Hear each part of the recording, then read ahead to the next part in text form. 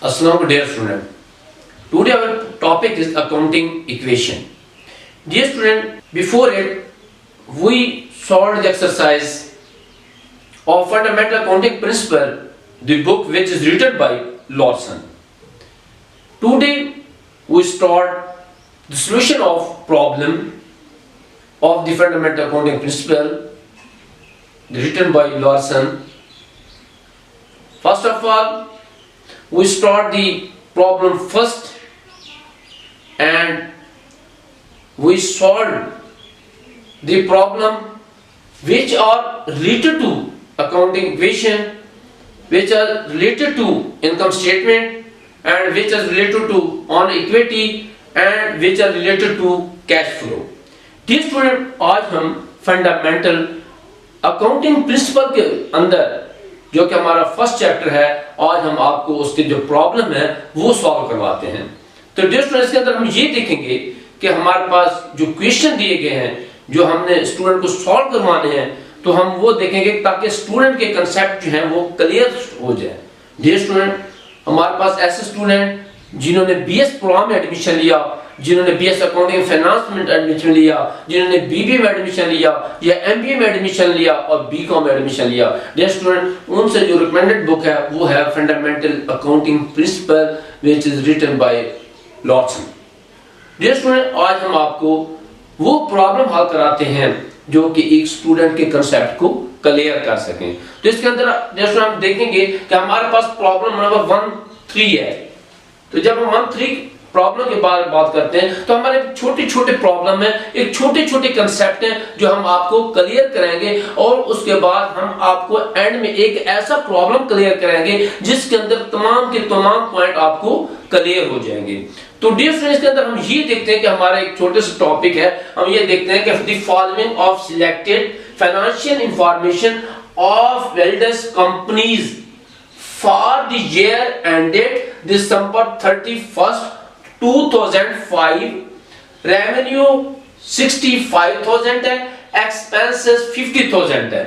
तो dear student, एक छोटा सा पॉइंट है जिसके अंदर हमने क्या फाइंड आउट करना है। डियर स्टूडेंट, हमने इसके अंदर मालूम करना है कि what is net income of the company.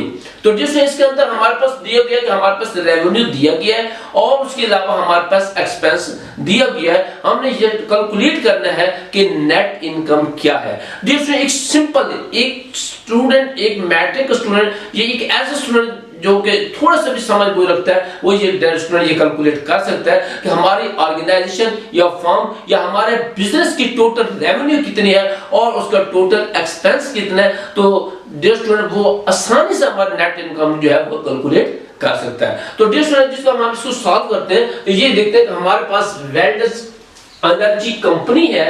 ये है कि welders energy company income statement जब हम बनाते हैं फॉर द ईयर एंडेड 31 दिसंबर 2005 की बात करते हैं, तो इसके अंदर जस्ट हम ये देखें कि हमारे पास रेवेन्यू जो है वो 65,000 है। ये रेवेन्यू 65,000 है, तो हम देखेंगे कि हमारे पास रेवेन्यू 65,000 और उसके अंदर हम क्या चीज डिडक्ट करते हैं। डियर स्टूडेंट, रेवेन्यू में से जब हम एक्सपेंस को डिडक्ट कर देंगे, मनफी कर देंगे, तो हमारे पास नेट इनकम कैलकुलेट होती है। तो डियर स्टूडेंट, हमारे पास जो है ये रेवेन्यू है 50,000।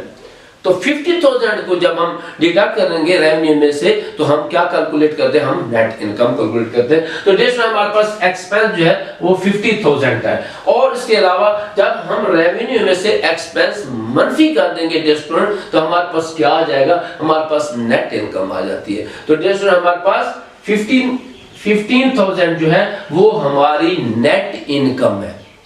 तो इसके अंदर हम ये देखते हैं कि फिर आगे और हमारे पास एक्सरसाइज है कि इसके अलावा इस एक्सरसाइज का जो मेन ऑब्जेक्ट था, जो मेन मकसद है डियर, वो हम इन्हें ये कैलकुलेट करना है कि how to calculate the net income from our business. तो डियर, एक सिंपल सी बात है कि हमारे पास रेवेन्यू दिया गया है और के अलावा हमारे पास एक्सपेंस भी दिया गया है। जब हम रेवेन्यू में से एक्सपेंस को डिडक्ट करते हैं तो हमारे पास नेट प्रॉफिट आ जाता है। तो डियर स्टूडेंट, ये इसके आगे हम फिर और एक एग्जांपल प्रॉब्लम हल करते हैं। ये हमारे छोटे छोटे प्रॉब्लम है, इसका मतलब ये होता है, इसका मतलब ये है कि डियर स्टूडेंट कि स्टूडेंट के कंसेप्ट को क्लियर करना होता है। तो डियर स्टूडेंट, आगे हम ये देखते हैं कि प्रॉब्लम नंबर 1-4 है।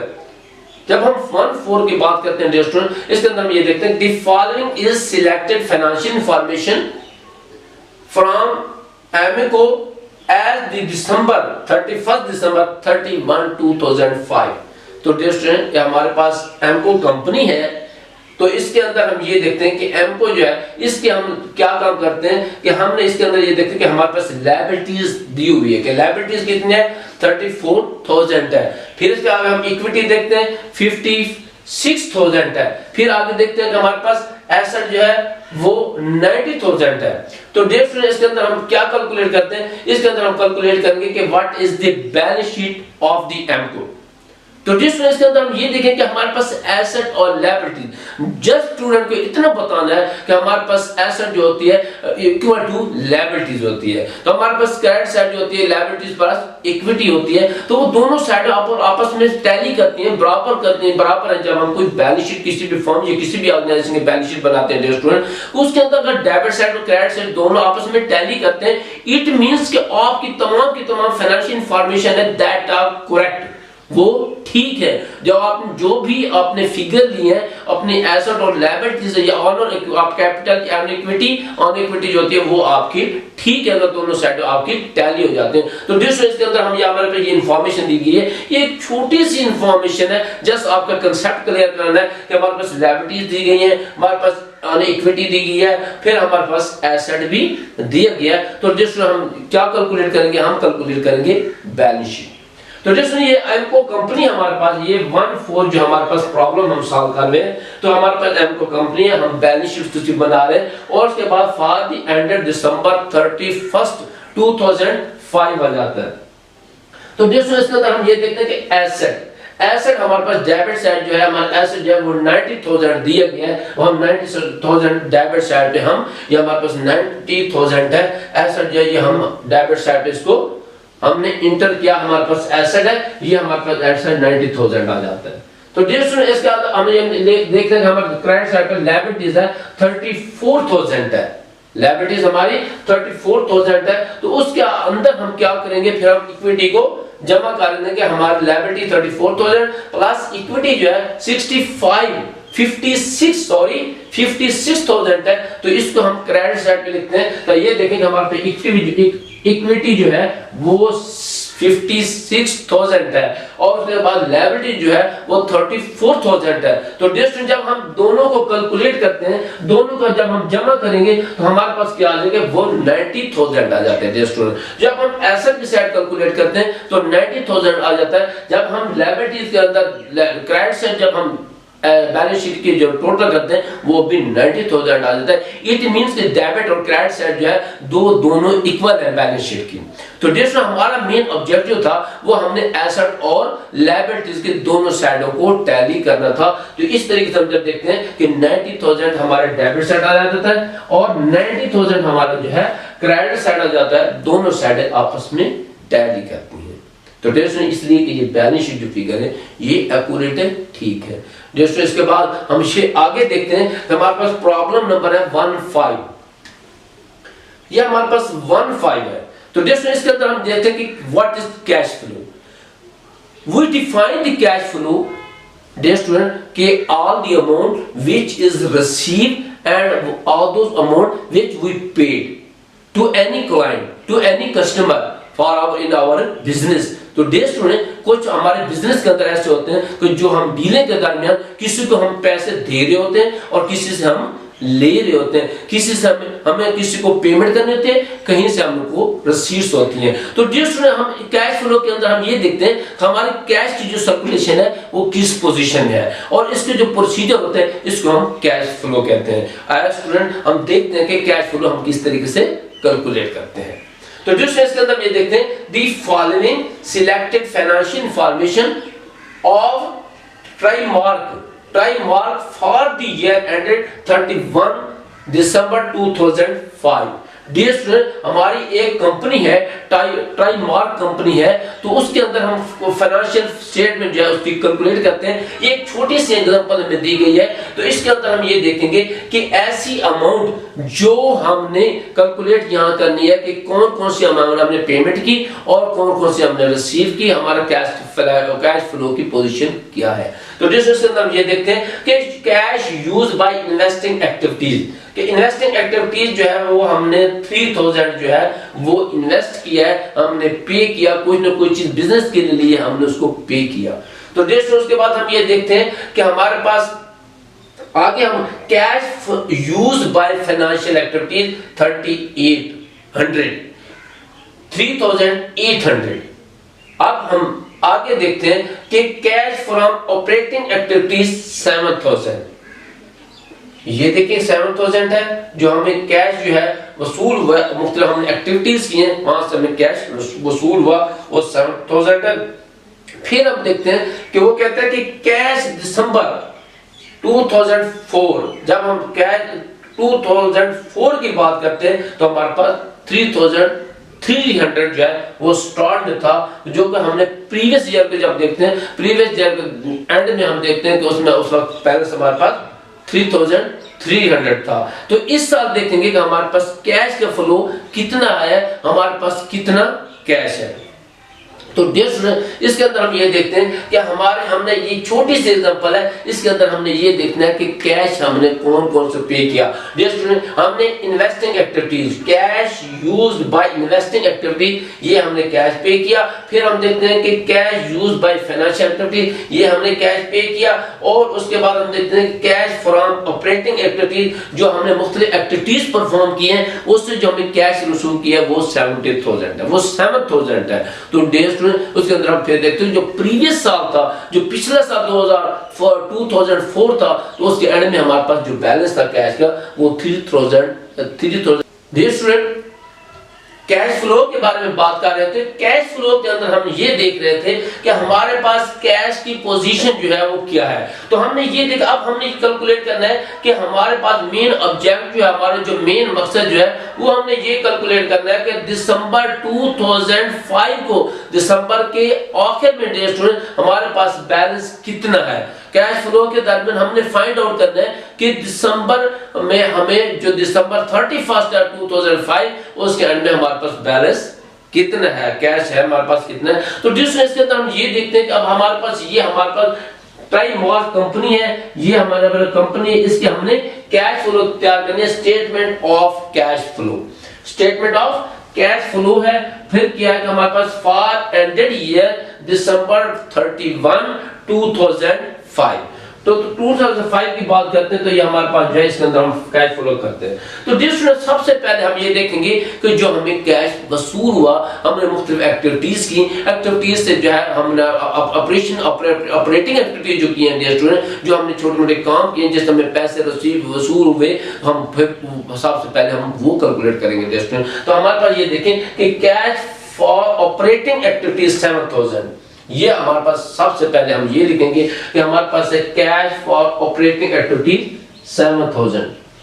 और ये हमारे पास ऐसे अमाउंट थी जो हमने रिसीव की, हमारे पास अमाउंट वसूल हुई। अब हम ये देखेंगे इसके अंदर से ऐसे अमाउंट जो हमने पे की, कि हमने कुछ न कुछ पे किया, कुछ ऐसे हमने कुछ चीजें परचेज की हैं जिसकी वजह से हमने ऑर्गेनाइजेशन या फॉर्म के लिए, कंपनी के लिए हमने कुछ चीजें परचेज करके हमने पेमेंट किया। तो जिस इसके अंदर हम ये देखें कि हमारे पास एक तरह के cash use by investing activities हमारे पास 3000 है, और उसके बाद हमारे पास cash use by financial activities, तो हमारे पास ये दो एक ऐसी अमाउंट्स है जो कि हमने पे की हैं। तो इसके अंदर जैसे हम ये देखेंगे कि cash use by investing activities 3000 है, और उसके बाद हम ये देखेंगे कि cash use by financial activities तो हमारे पास 3800 है कि हमने कहीं ना कहीं इन्वेस्ट किया है, कोई फाइनेंशियल एक्टिविटीज की है, उसके अंदर से हमें 3800 रकम जो है वो हमने पे की है।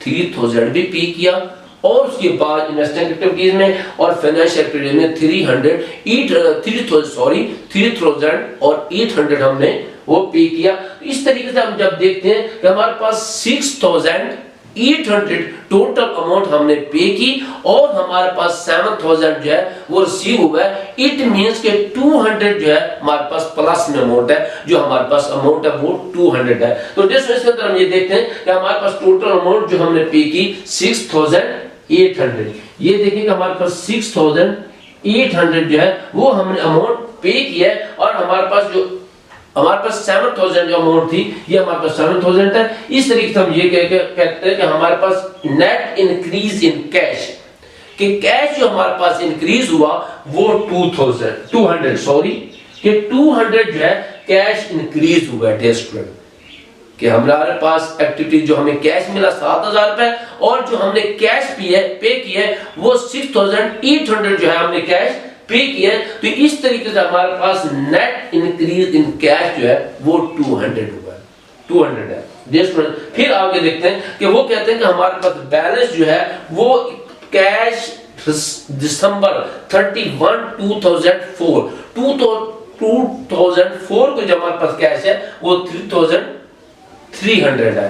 तो डियर स्टूडेंट इसके अंदर हम फिर ये देखते हैं कि ऐसा नेट इंक्रीज जो कैश वो 200 है, और हमारे पास जो प्रीवियस साल का एंड में जो हमें कैश मिला वो हमारे पास कैश मिला 3300 के कैश दिसंबर 31 2004 का जो हमारे पास कैश है वो हमें जो मिला था वो 3300 मिला है। इस तरीके से हम देखते हैं कि कैश अब इस ईयर में, इस साल में 2005 में हम देखेंगे कि कैश दिसंबर के 31 को जो दिसंबर था उसके अंदर हमारे पास जो है वो 31 को दिसंबर 31 2005 को जो हमारा टोटल बैलेंस है स्टूडेंट वो है 3500। ये हमारे पास बैलेंस है 3500 जो है वो हमारे पास बैलेंस है, क्योंकि हमने नेट इंक्रीज इन कैश 200 और प्रीवियस जो हमारे पास बैलेंस था दिसंबर 2004 में 3300 था। और इस तरीके से अब जो इस वक्त हमारे पास जो कैश है दिसंबर 31 दिसंबर 2005 के अंदर हम देखते हैं कि हमारे पास क्या है 3500। ये हमारे पास है कैश दिसंबर 31 2005, ये हमारे पास है 3500। तो डियर स्टूडेंट अब हम आपको बताते हैं कि हमारे पास ये हमने एक छोटे छोटे जो प्रॉब्लम हल की है, ये हमारी फंडामेंटल अकाउंटिंग प्रिंसिपल की जो बुक है ये उससे हमने आपको हल करवाए कि प्रॉब्लम नंबर 1.3 है, प्रॉब्लम नंबर 1.4 है, प्रॉब्लम नंबर 1.5 है। तो डियर स्टूडेंट हमारा जो ये छोटे छोटे एक प्रॉब्लम है, इन पॉइंट या प्रॉब्लम का हल कराने का जो मकसद है, सॉल्व कराने का जो मकसद है, इनको समझाने का जो मकसद है वो आपको कंसेप्ट क्लियर हो जाए, आपके ये कंसेप्ट क्लियर हो जाए। तो डियर स्टूडेंट मेरा जो चैनल है, हमारा जो चैनल है वो ब्राइट एजुकेशन है। तो डियर स्टूडेंट आप हमारा चैनल जो है वो लाजमी सब्सक्राइब किया करें और उसको शेयर करें और दोस्तों तक शेयर करें, ताकि ऐसे स्टूडेंट जिनको इन बेसिक कंसेप्ट की जरूरत है, ऐसे स्टूडेंट जो हमारी लैंग्वेज आसानी से समझ सकते हैं, और ऐसे स्टूडेंट जिनको अकाउंटिंग के यानी कि इनिशियल स्टेज पे है वो इस लेक्चर को लेकर अपने कंसेप्ट को क्लियर कर सकें। डियर स्टूडेंट बुक्स तो हर स्टूडेंट के पास है, तो डियर स्टूडेंट हमारे टीचर्स को जो मेन मकसद होता है कि बच्चे के कंसेप्ट को क्लियर कराना होता है, ताकि बच्चे का कंसेप्ट क्लियर हो जाए। तो डियर स्टूडेंट मुझे उम्मीद है कि आपको मेरे लेक्चर की समझ आ गई होगी। इसके अलावा फिर भी आपको किसी किस्म की प्रॉब्लम की जरूरत है, आपको किसी किस्म की हेल्प की जरूरत है, तो आप हमें कमेंट्स में लाजमी शेयर करें, मैसेज में लाजमी शेयर करें, हम आपको लाजमी सेटिस्फाई करेंगे। तो डियर स्टूडेंट इस वक्त के लिए मैं आपसे इजाजत चाहता हूँ। अल्लाह हाफिज।